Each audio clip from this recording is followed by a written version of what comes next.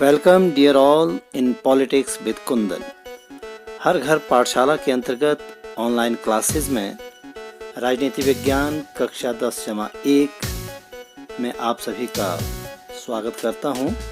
मैं आपके साथ हूं Kundan Sharma, member state resource group Har Ghar Pathshala, lecturer political science, government girls senior secondary school, Anni, district Kullu. कक्षा 10-1 में आज हम भाग 1 पार्ट 8 मंत्रिपरिषद तथा प्रधानमंत्री के अंतर्गत मंत्रिपरिषद तथा मंत्रिमंडल में अंतर प्रकरण पर बातचीत करेंगे। प्रिय विद्यार्थियों, हमारा देश संसदीय लोकतंत्र है। पिछले अध्यायों तथा क्लासेस में भी हमने इस विषय पर बात की है। हमारे देश का कार्यपालिका प्रमुख राष्ट्रपति होता है। हमारे देश में नाम मात्र कार्यपालिका है, अर्थात राष्ट्रपति को नाम मात्र की शक्तियां प्राप्त हैं। वास्तविक कार्यपालिका शक्तियां मंत्रिपरिषद में निहित हैं, जिसका प्रमुख प्रधानमंत्री होता है। प्रिय विद्यार्थियों, हमारे देश के संविधान के अनुच्छेद 74 के अंतर्गत राष्ट्रपति की सहायता और परामर्श के लिए संविधान में मंत्रिपरिषद की व्यवस्था की गई है। संविधान के अनुच्छेद 74 आर्टिकल 74 के अंतर्गत यह व्यवस्था है कि राष्ट्रपति की सहायता के लिए और उन्हें परामर्श देने के लिए एक मंत्रिपरिषद होगी और राष्ट्रपति इस परिषद के परामर्श के अनुसार अपना कार्य करेगा। तो प्रिय विद्यार्थियों, सबसे पहले बात हम कर लेते हैं मंत्रिपरिषद की नियुक्ति, appointment of the council of ministers. तो मंत्रिपरिषद की नियुक्ति कौन करता है? मंत्रिपरिषद की नियुक्ति प्रधानमंत्री के परामर्श के अनुसार राष्ट्रपति द्वारा की जाती है।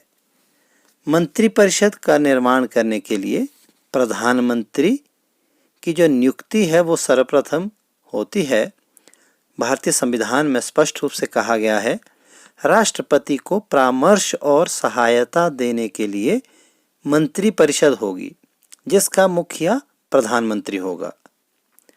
संविधान के अनुसार राष्ट्रपति सबसे पहले प्रधानमंत्री की नियुक्ति करेगा और फिर प्रधानमंत्री के परामर्श से अन्य मंत्रियों की नियुक्ति की जाएगी। तो राष्ट्रपति की नियुक्ति राष्ट्रपति प्रधानमंत्री की नियुक्ति कैसे करते हैं, आपको पहले यह ज्ञात होना चाहिए। प्रधानमंत्री की जो नियुक्ति है, नियुक्ति करते समय राष्ट्रपति स्वेच्छा का प्रयोग नहीं कर सकते हैं। राष्ट्रपति केवल उसी व्यक्ति को प्रधानमंत्री नियुक्त करते हैं जिसे लोकसभा में बहुमत प्राप्त होता है। किसी एक दल को स्पष्ट बहुमत के अभाव में राष्ट्रपति सबसे बड़े दल के नेता को अथवा सबसे बड़े घटक दल के नेता को, गठबंधन यदि किन्हीं दलों का हुआ है तो उसके नेता को प्रधानमंत्री पद के लिए उसे नियुक्त करता है। अब बात आती है, हमारा जो टॉपिक है मंत्रिपरिषद की नियुक्ति। अब जो मंत्रिपरिषद, जो अन्य मंत्री है, उनकी नियुक्ति कैसे होती है? अब राष्ट्रपति ने प्रधानमंत्री की नियुक्ति कर दी।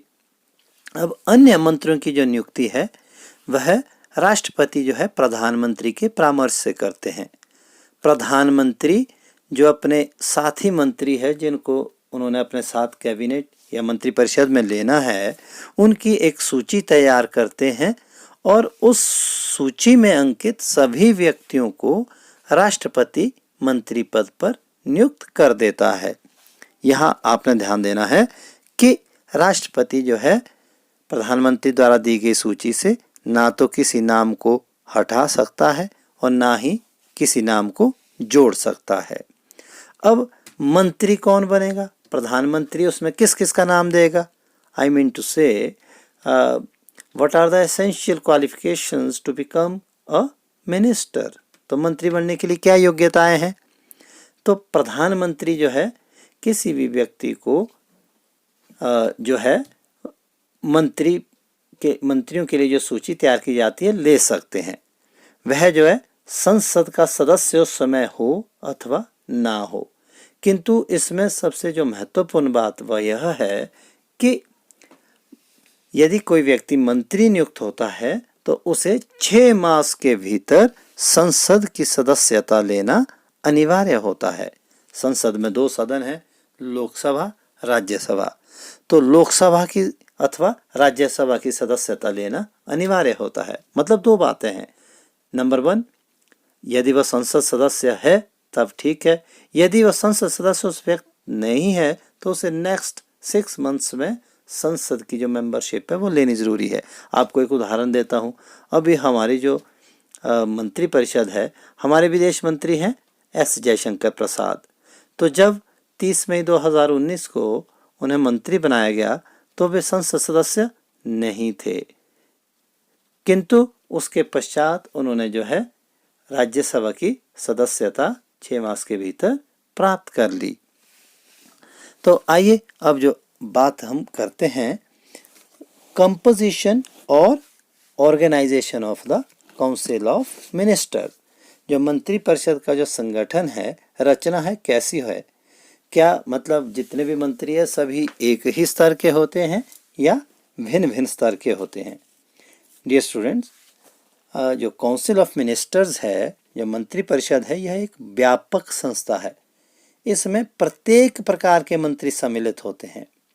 ये जो है प्रधानमंत्री की इच्छा पर निर्भर करता है कि उसने अपने मंत्री परिषद में किस प्रकार के मंत्री सम्मिलित करने हैं। हाँ, पहले हम बात कर लेते हैं कि भाई कुल मंत्री जो है कितने ले सकते हैं प्रधानमंत्री। तो इसके बारे में भी जो है संविधान में जो है संशोधन किया गया है। अब क्या संशोधन किया गया है? जो कुल सांसद हैं उनके 15% से अधिक जो सांसद हैं उनको जो है मंत्री नहीं बनाया जा सकता है। यदि हम मंत्रियों के स्तरों के अनुसार बात करें तो इसमें कैबिनेट मंत्री, राज्य मंत्री, उपमंत्री तथा संसदीय सचिव शामिल होते हैं। तो आइए सबसे पहले हम बात करते हैं कैबिनेट मिनिस्टर्स।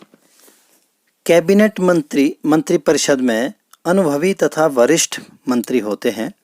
यह मंत्री परिषद की अंतरिम समिति होती है। कैबिनेट मंत्रियों की संख्या आमतौर पर 20 से 30 तक रहती है। 2019 में गठित मोदी कैबिनेट में कुल 25 कैबिनेट मंत्री हैं। कैबिनेट मंत्रियों के पास गृह, रक्षा, वित्त, विदेश, कानून आदि महत्वपूर्ण विभाग होते हैं। नंबर 2 है राज्य मंत्री, मिनिस्टर ऑफ स्टेट। राज्य मंत्री कैबिनेट का हिस्सा नहीं होते हैं, अपितु कैबिनेट मंत्री के साथ सहयोग के लिए इन्हें संलग्न किया जाता है। कुछ राज्य मंत्रियों को स्वतंत्र प्रभार होता है, किंतु वे भी कानून निर्माण व कैबिनेट की बैठक में भाग नहीं लेते हैं। वर्तमान मोदी कैबिनेट में 9 जो राज्य मंत्री हैं उन्हें स्वतंत्र प्रभार प्राप्त है, जबकि 24 जो राज्य मंत्री हैं अन्य राज्य मंत्री हैं। इसके बाद नंबर 3 उप मंत्री, डेप्यूटी मिनिस्टर्स। कैबिनेट तथा राज्य मंत्रियों के सहयोग के लिए उप मंत्री नियुक्त किए जाते हैं। उप मंत्री कैबिनेट की बैठक में भाग नहीं लेते हैं तथा संसद में कैबिनेट या राज्य मंत्री की अनुपस्थिति में प्रश्नों का उत्तर देते हैं। नंबर 4 संसदीय सचिव, पार्लियामेंट्री सेक्रेटरीज। संसदीय सचिवों की नियुक्ति प्रधानमंत्री द्वारा की जाती है। संसदीय सचिव मंत्रियों तथा सांसदों की सहायता के लिए नियुक्त किए जाते हैं। संसदीय सचिवों की नियुक्ति का संविधान में कोई प्रावधान नहीं है। इनकी नियुक्ति प्रधानमंत्री की इच्छा पर निर्भर करती है। इसके पश्चात आइए अब हम बात करते हैं मंत्री परिषद के कार्यकाल की। What is the term of council of ministers?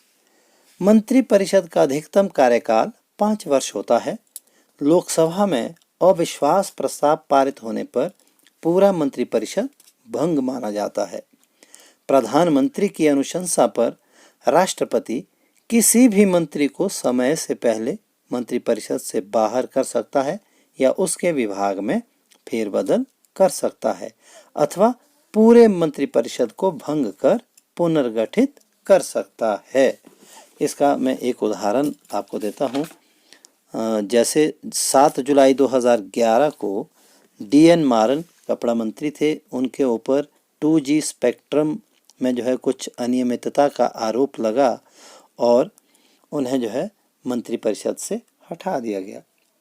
वेतन जो सैलरीज एंड अलाउंसेज है, जो काउंसिल ऑफ मिनिस्टर्स हैं, उनको जो है उचित वेतन, भत्ते, पेंशन, आवास आदि की सुविधाएं प्राप्त होती हैं और जो 6th पे कमीशन है उसके अनुसार कैबिनेट मंत्री को 1,60,000 रुपये वेतन प्रति माह तथा अन्य सभी प्रकार के भत्ते व पेंशन आदि की सुविधा प्राप्त है।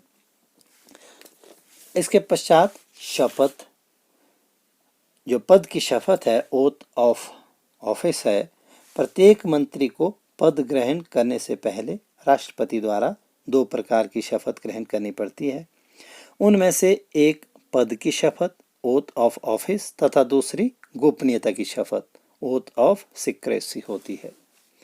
पद की शपथ ग्रहण करते समय यह संकल्प करते हैं कि वे अपने कर्तव्यों को संविधान के अनुसार ईमानदारी से पूरा करेंगे।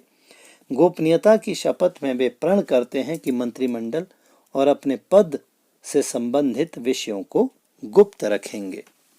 तो आइए अब हम बात करते हैं मंत्रिपरिषद तथा मंत्रिमंडल में अंतर।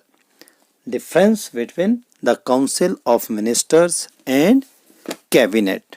डियर स्टूडेंट्स, हमारे संविधान में कैबिनेट की व्यवस्था नहीं की गई है। अनुच्छेद 74 में राष्ट्रपति की सहायता एवं परामर्श के लिए मंत्रिपरिषद की व्यवस्था की गई है, काउंसिल ऑफ मिनिस्टर्स। आमतौर पर मंत्रिपरिषद तथा मंत्रिमंडल दोनों शब्दों का एक दूसरे के स्थान पर प्रयोग कर लिया जाता है, किंतु वास्तव में इन दोनों में पर्याप्त अंतर है।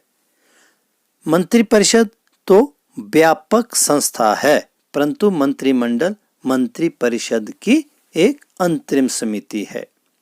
मंत्रिपरिषद के सभी सदस्य मंत्रिमंडल में सम्मिलित नहीं होते हैं, परंतु कुछ प्रभावशाली तथा सूझबूझ वाले अनुभवी एवं कुशल राजनीतिज्ञ ही मंत्रिमंडल में अर्थात कैबिनेट में लिए जाते हैं। मंत्रिमंडल के विरुद्ध अर्थात कैबिनेट के विरुद्ध लोकसभा अविश्वास प्रस्ताव पारित कर दे तो संपूर्ण मंत्रिपरिषद को त्यागपत्र देना पड़ता है। तो हम यदि संक्षेप में पॉइंट वाइज आपको जो है इसमें अंतर बताएं तो जो प्रमुख अंतर हैं, नंबर 1 मंत्रिपरिषद काउंसिल ऑफ मिनिस्टर्स। मंत्रिपरिषद में कैबिनेट मंत्री, राज्य मंत्री, उप मंत्री आदि सभी प्रकार के मंत्री सम्मिलित होते हैं। दूसरी ओर जो मंत्रिमंडल है, कैबिनेट है, यह जो है it is just like an interim committee of council of ministers. तो जो ये जो है मंत्रिपरिषद की एक अंतरिम समिति है, इसमें सिर्फ जो है कैबिनेट मंत्री सम्मिलित होते हैं। नंबर 2 मंत्रिपरिषद के सभी सदस्य कैबिनेट की बैठक में भाग नहीं लेते हैं। काउंसिल ऑफ मिनिस्टर्स के जो है सब में नहीं लेते हैं भाग, जबकि मंत्रिमंडल के सभी सदस्य कैबिनेट की बैठक में भाग लेते हैं। नंबर 3 मंत्रिमंडल की बैठकें जो है नियमित अंतराल पर होती हैं, जबकि मंत्रिपरिषद की बैठकें आवश्यकता अनुसार ही बुलाई जाती हैं। नंबर 4 मंत्रिमंडल सरकार की निर्णय निर्माण व कानून निर्माण से संबंधित जो महत्वपूर्ण जो है एक अंग है, जबकि मंत्रिपरिषद मंत्रिमंडल को मात्र परामर्श प्रदान करती है। 5वां अंतर, मंत्रिमंडल में जो है बहुत ही अनुभवी सदस्य होते हैं, सीमित सदस्य होते हैं, जबकि मंत्रिपरिषद में सदस्यों की संख्या अधिक होती है। कुछ जो है इसमें नए मंत्री भी रहते हैं। तो प्रिय विद्यार्थियों, ये हमने जो है बात की मंत्री परिषद, काउंसिल ऑफ मिनिस्टर्स और मंत्रिमंडल, कैबिनेट में अंतर की बात की। आई होप आप सभी को जो है ये क्लियर हो गया होगा। आज के वीडियो में इतना ही, फिर मिलेंगे अगले वीडियो में। अरे हाँ, यदि आपने हमारे चैनल पॉलिटिक्स विद कुंदन को अभी तक सब्सक्राइब नहीं किया है तो आप सभी ज़रूर आज ही लाइक कर लें, सब्सक्राइब कर लें